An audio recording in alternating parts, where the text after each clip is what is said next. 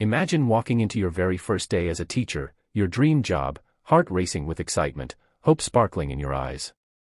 But within minutes, you realize the classroom isn't a place of learning, it's a battlefield. The students are waiting, not to welcome you, but to destroy you. That's exactly what happened to Mr. Carter. And yet, in just 60 seconds, he turned the tables so completely that the bullies who tried to break him were suddenly begging for forgiveness.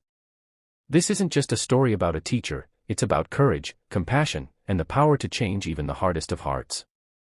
Stay with me till the end, because what happened next will leave you breathless and inspired forever. Mr. Carter had always dreamed of teaching.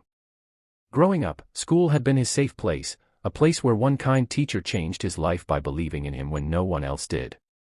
That's why he wanted to teach, to pass on that gift.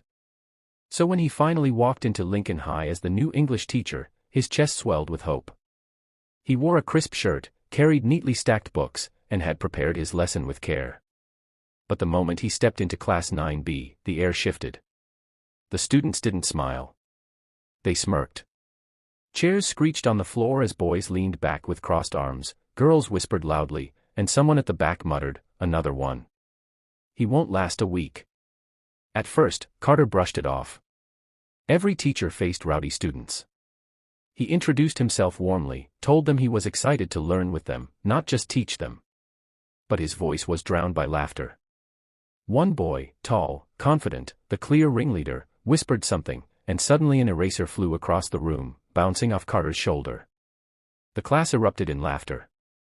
Carter's heart sank, but he stayed calm. He tried to continue, but the students were relentless. Paper airplanes sailed through the air. Someone played music on their phone. A girl deliberately knocked her books to the floor, daring him to scold her. "Sir," the ringleader sneered, "you look nervous.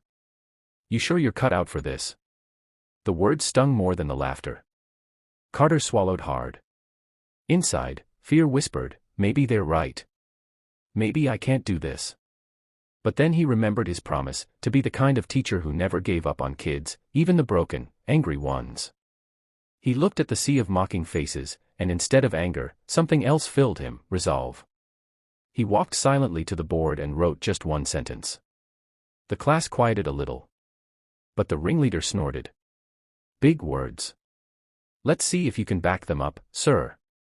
And that's when everything changed. In the next 60 seconds, Carter did something so unexpected, so powerful, that the bullies' smirks disappeared, and they began to see him in a new light. Carter didn't yell. He didn't threaten.